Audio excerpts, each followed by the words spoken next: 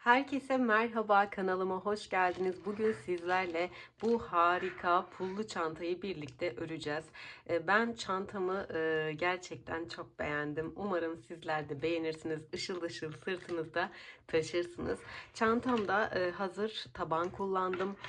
Bu kit şeklinde Vavivo'dan geliyor. Ben açıklama kısmına tüm malzemelerimi ekleyeceğim. Kağıt ipi, pullu ipi ve sırt çantası kitini hepsini set olarak satın alabilirsiniz. Çantam şu şekilde, arkasında ayarlanabilir saplar var. Çok kaliteli ve çok güzel oldu.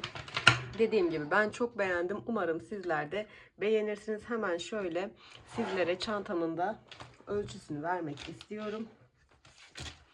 Çantamın tabandan itibaren uzunluğu toplamda 29 santim oldu.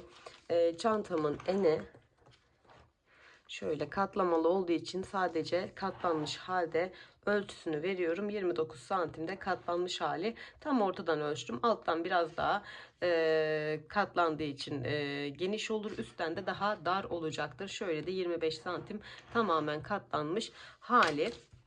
Çantamın yapımı çok kolay. Çok keyifli. Hemen çantamın yapımına geçmek istiyorum. Şöyle şunu da şurada bırakayım hemen. Açımızı ayarlayalım. Şimdi çantamın tüm malzemelerini ben Vavivo'dan aldım. Şöyle bir kit geliyor sizlere.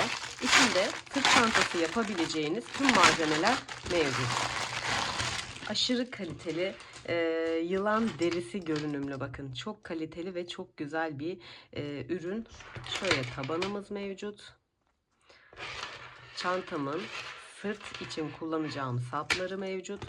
Ve yine ağzına kapama olarak kullanacağım böyle bir derisi mevcut. Çantamda yaklaşık 300 gram kağıt ip kullanacağım. Bordoya yakın pullu ip bulamadım ama yine sitelerinde var. Benim elimde bu olduğu için bunu kullanacağım. Şöyle birbiriyle uyumlu olacak. Hemen çantamın yapımına geçelim. Çantamın yapımına tabandan başlayacağım. Delikleri küçük olduğu için 3 milimlik bir tığ tercih ediyorum. Daha sonra 3,75, pula geçtiğinde 3,75 ya da 4 milimlik tığ kullanacağım. Şöyle en orta köşedeki en orta kısımdan bir tane ipimi alıp buraya sabitliyorum bir sık iğne ile. Bunu saymıyorum. Bu noktaya 3 tane sık iğne yapacağım. 1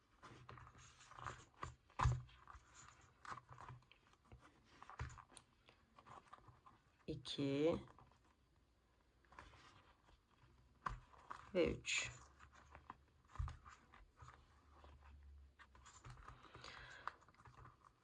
Sadece başlangıç noktasına 3 tane sık iğne yaptım. Geri kalanların hepsine ikişer tane sık iğne yapacağım. Tabanımda kasma olmayacak çünkü bir üst sırayı zaten pullu iple karıştırarak ördüğüm için hiçbir şekilde sıkıntı yaşamayacağız. Yani rahat rahat çantanın örümüne devam etmiş olacağız. Şimdi bu aşamayı göstermeme gerek yok. Şöyle köşeye kadar yapayım. Çünkü tam köşeye de sadece 3 tane batacağım. Tam köşemde şunun çaprazında kalan nokta. Buraya da 3 batıyorum. Geri kalanların hepsine ikişer tane batacağım. 1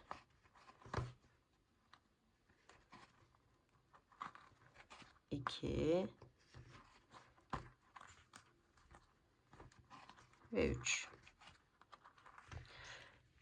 Tüm kalanlara ikişer tane batıyorum. Bunun hemen çaprazında kalan noktaya 3 batıyorum. Tam orta noktaya 3 batıyorum ve yine bu tabanlığın karşısına gelen noktaya, çaprazındaki noktaya 3 batıyorum. Geri kalanların hepsine ikişer batarak sıra sonuna kadar yapıp geliyorum. Son olarak sonuncu noktaya da 2 adet sık iğne batıyorum. 1 ve 2.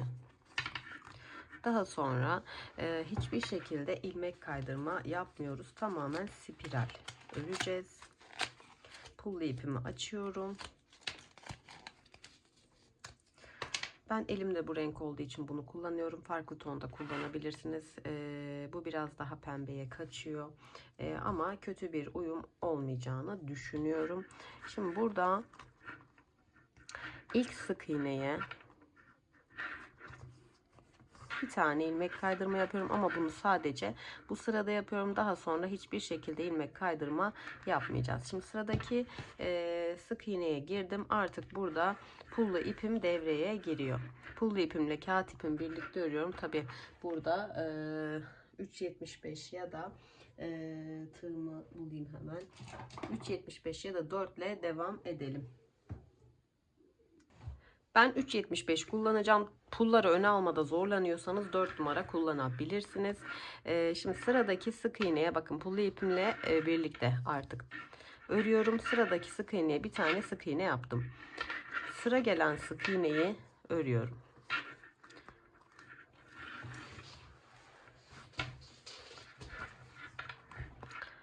Her bir tepeye birer tane sık iğne yapacağım. Sizlere pulları nasıl aldığımı da göstereceğim. Bazı pullar arkada kalabilir. Bu çok normal. Bakın şimdi pulu öne alacağım. Sıradaki sık iğneye battım. Aldım tığıma. Şöyle bakın, pul gelmedi ama parmak yardımıyla bu pulu ben öne ittirdim ve ipimi de biraz böyle sıkıştırdım. Pul burada kaldı. Bunun püf noktası aslında bu. Elinizde destek vermediğiniz sürece pullar öne gelmeyecektir. Elinizde destek verebilirsiniz. Yine sık iğne yapacağım. Bir tane daha göstermek istiyorum sizlere çünkü. Bakın, pul tam geldi. Sık iğne noktasında kaldı. Bunu bu şekilde yaptım. Biraz sıkıyorum ipimi. Daha sonra şu şekilde ördüm. Ve aynı şekilde devam ediyorum.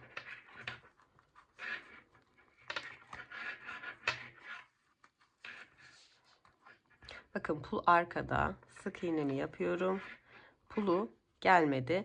Elimle şöyle çok hafif bir ittirme yaparak pulu öne aldım. Çok kolay aslında. Öğrenler bazıları yazıyorlar çok fazla, pulu öne alamıyoruz. Parmak yardımıyla alabilirsiniz. Çok kolay bu. Bazıları arkaya da gelebilir. Hiç önemli değil. Ama ben genelde parmak yardımıyla tüm pullarımı öne alabiliyorum. Hiçbir sıkıntı yaşamadan. Yine bir tane göstereceğim. Bakın, pula geldim. Sık iğneye battım. Tığımla beraber aldım. Bazıları da kendiliğinden gelecek böyle, bakın. Bu şekilde ördüm. Pul öne geldi. Renk uyumu da bu arada çok güzel oldu bence. Bence çok güzel olacak bu. Şimdi sıra sonuna kadar aynı şekilde örüp geliyorum. Sıra sonuna geliyorum. Artık spiral şekilde öreceğiz. Hiçbir şekilde ilmek kaydırma vesaire yok. Çantam istediğim uzunluğa ulaşana kadar bu şekilde devam edeceğim. İlmek kaydırma yaptığım noktaya batmıyorum. Hemen ilk sık iğneme batarak sık iğne yapıyorum bu noktaya. Şimdi buradaki şunu da söyleyeyim sizlere arkadaşlar. Şöyle bu başlangıç noktamıza bir tane işaretleyici takalım. Çantamızı çünkü bu noktadan bitireceğiz eşit olması için. Şöyle belirliyorum bu noktayı. Burayı belirledim. Bundan sonra çantam 26 santim olana kadar ya da siz çantanızın büyüklüğünü küçüklüğünü ne kadar istiyorsanız o kadar olana kadar örmeye devam edeceğiz. Ben 26 santim ördüm. Sizler de istediğiniz santimde örebilirsiniz diyorum. Tamamen sık iğne spiral şekilde öre öre tamamlayıp geliyorum. Evet, 26 santim ördüm. İşaretleyicinin olduğu noktaya geldim. 2 adet pul ip kullandım bunda. Bu şekilde.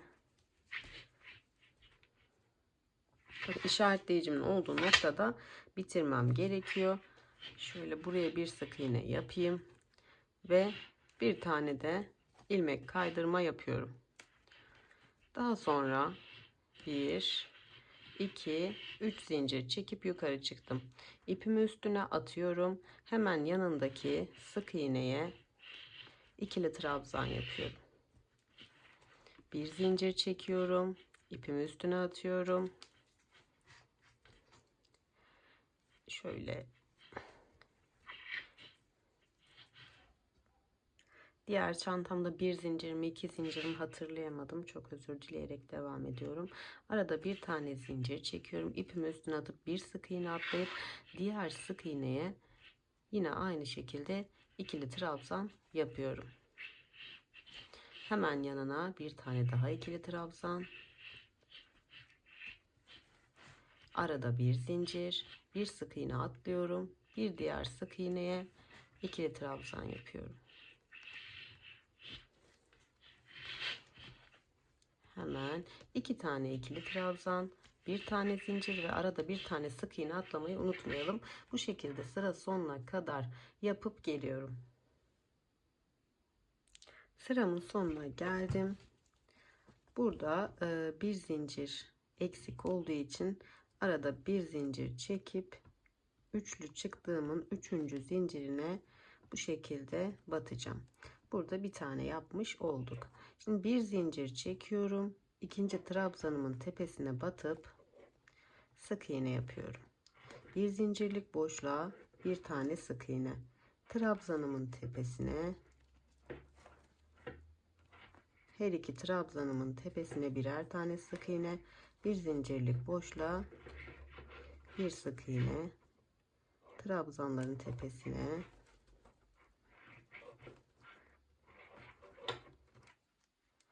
bu şekilde sıra sonuna kadar sık iğne yapıyorum. 2 sıra sık iğne yaptıktan sonra artık çantamın ağız kısmına ilmek kaydırma yaparak sırt çantamı bitireceğim. 2 sıra sık iğne yapıyoruz. Daha sonraki aşamalara geçiyoruz.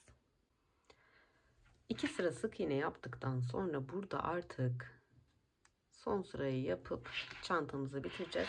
Ama şöyle bir şey söylemek istiyorum sizlere. Çantamız bittikten sonra öncelikle güzelce iç kısımdan ütülüyoruz. Daha sonra ben astarı şu ikili trabzanların alt sırasından dikmeye başlayacağım.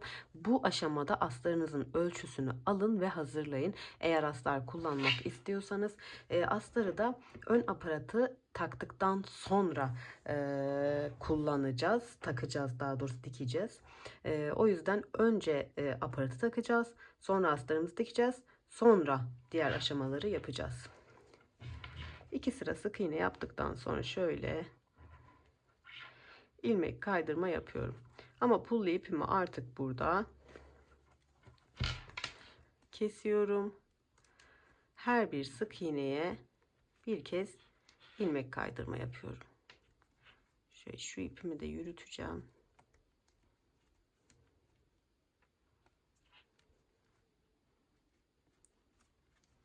Sıra sonuna kadar bu şekilde çantamızın ağız kısmını yapalım.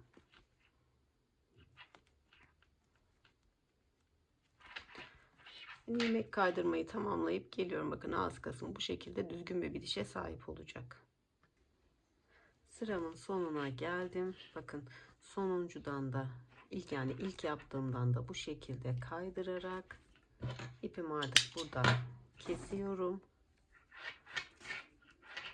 İğne yardımıyla bunu arkaya geçirip gizleyeceğim ve çantamı ütüleyip geliyorum. Çantamı şöyle göstereyim. Güzelce ütüledim. Tam orta noktadan işaretleyicilerle ayırdım ve arka kapamayı tam arasına denk getirecek şekilde de buraya ayarladım.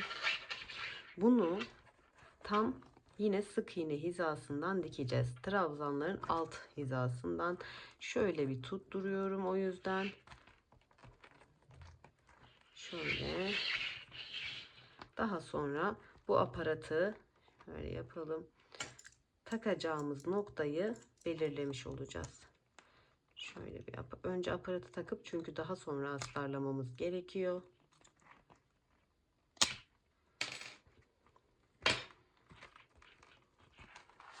Şöyle bakacağım.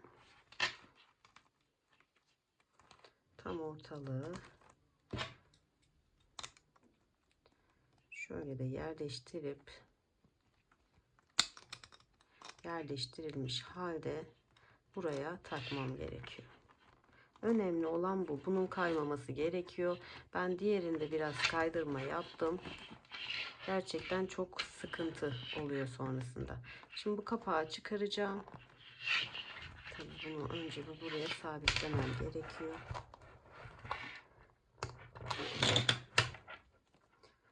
Bunu şu şekilde buraya sabitledim. Bakın bu aparatı da var. Bunu birazcık düzelteyim. Bu aparatı böyle takıyorum. Bunu da sert bir şeyle şöyle şunu alacağım. Sert bir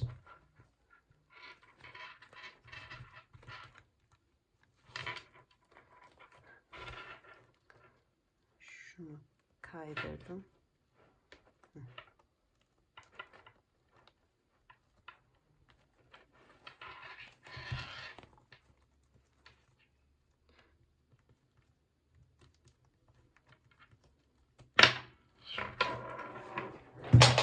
Ay çok pardon. Çok pardon, çok pardon. Şöyle sabitledim. Sabitledikten sonra şu aparatın içine girmiş. Bakın 2 tane dişi var bunun. Bu ikisini şöyle tutun.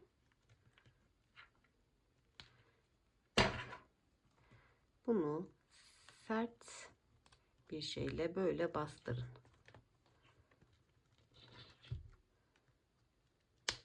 Evet. Şimdi sağlam oldu. Bu şekilde düzelteyim. Eğri olsa da düzeltebilirsiniz. Hiçbir sıkıntı olmaz.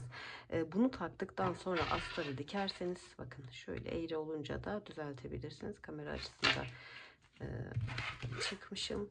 Daha sonra bunu da şöyle bir deniyoruz. Diktikten sonra nasıl duracağını. Bakın tam oldu. Şimdi bu aşamada bu işaretlediğim noktalar çok önemli. Bunu dediğim gibi sık iğnenin olduğu kısımdan dikeceğim. Kendiniz bildiğiniz teknikle şu şekilde dikin. Tam kapağa denk getirecek şekilde, hatta kapağı yerleştirip öyle de dikebilirsiniz. Ama önce astarınızı dikmenizi tavsiye ederim. Bu aşamaları tamamlıyorum ve daha sonra çantamın şu bağcığını yerleştirmeyi sizlere göstereceğim. Şimdi bütün aşamaları bitirdim. Ben astar dikmedim. Sizlere detayını göstermek için daha sonra dikeceğim. İşimi biraz zorlaştıracak tabii ama şimdi bu kapağı ikinci sıradan itibaren diktim ki astar dikerken bu izlerimiz yok olsun diye. Bakın işaretlediğim noktaların tam ortasına kapağı yerleştirdim. Kapatırken hiçbir sorun deforme olmasın diye, çirkin görüntü olmasın diye tam köşe noktalarımı belirlemiştim. Şimdi bu aşamada düzme işlemine geçeceğiz. Bunu buradan çıkardım ama çıkarmak için şuradaki aparatını çıkarmanız gerekiyor. Elinizle kolaylıkla çıkarabilirsiniz. Yani şu aparatı buradan çıkardığınızda bunu buradan kolaylıkla çıkarabiliyorsunuz. Şimdi bu aşamada şöyle öne gelecek şekilde düz tarafını, şu ortayı dengelemem gerekiyor.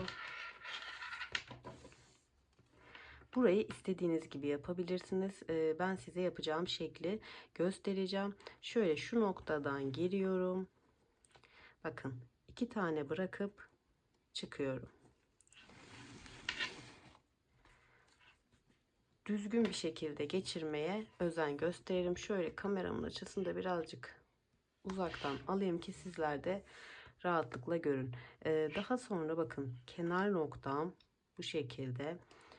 Benim buradan girip bir tane bırakıyorum. Bakın buradan girdim ve tekrar 2 tane bırakıp buradan çıkacağım.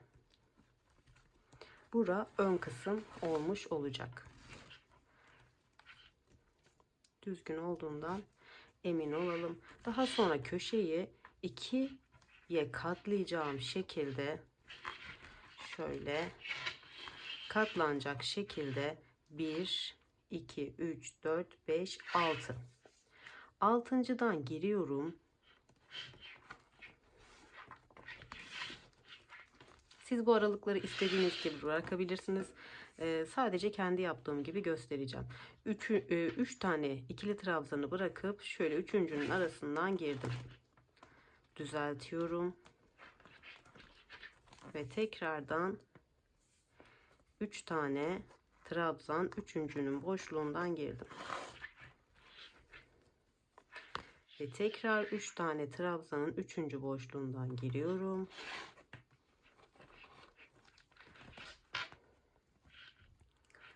Şu şekilde bakacağım. 1 2 3 üçüncüden girip 2 3 daha sonra bir taneden geri çıkacağım. Bu şekilde burayı dengelemem gerekiyor çünkü.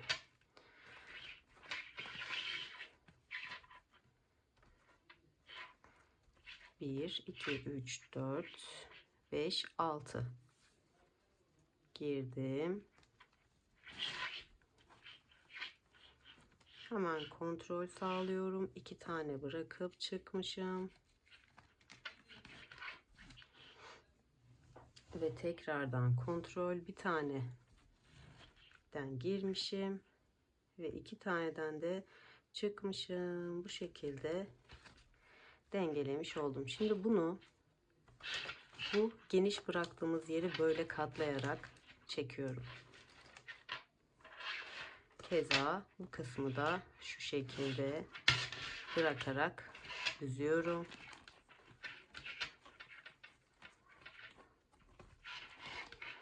Burada bir fazla sıkışma oldu. Şuradan çekiştireceğim.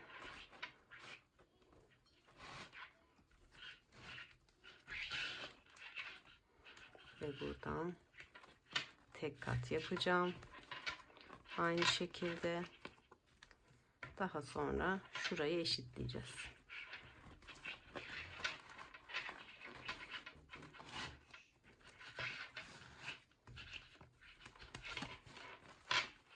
Bu şekilde ağız kısmını eşitlememiz gerekiyor.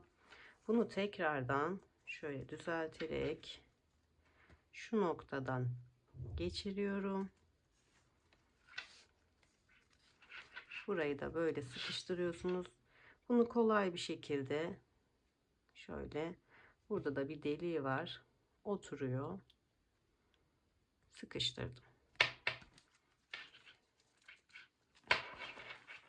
Ve çantamız çok şık oldu. Evet, siz nasıl buldunuz? Çok güzel. Şimdi tabii sap detayına geçelim. Şurayı iyi katlanmamış. Şurayı da iyice katlayalım, eşitleyelim. Ben çok sevdim. Umarım sizler de sevmişsinizdir. Hemen bunu sırt sapını getirip kolaylıkla nasıl monte ettiğimi göstereceğim. Ay çok güzel oldu. Yani rengi bu kadar güzel olur mu bir ipin, bir çantanın? Çok sevdim ben. Şimdi çanta saplarında nasıl takacağız? Bunu tabi boyutlarını siz istediğiniz gibi sevdiğiniz ölçüde ayarlayabilirsiniz. Bunu böyle ayarladım ben. Bakın altta takma yeri var. Kolaylıkla geçiriyorsunuz. Ve yine şey mi yapsaydık? Bunu acaba üstte mi taksaydık? Takalım. Şöyle takalım. Yine bunu da aynı ölçüde uzatalım. Derinin kalitesi ben buradayım diyor yani. Aynı ölçüde yapmaya özen göstereceğim. Evet, bu biraz daha uzun olmuş. Bunu da taktım.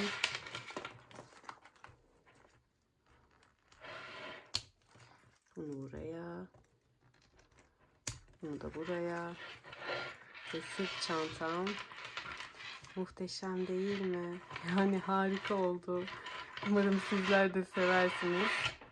Ve böylece bir projenin daha sonuna gelmiş bulunmaktayız. İnşallah sevmişsinizdir yeni çantamı. Sevdiyseniz, beğendiyseniz yorum kısmına lütfen belirtmeyi unutmayın. Heyecanıma ortak olmayı unutmayın. Bir sonraki projede görüşmek üzere. Kendinize çok çok iyi bakın. Açıklama kısmını mutlaka kontrol edin çünkü tüm detayları oraya da bırakmış olacağım.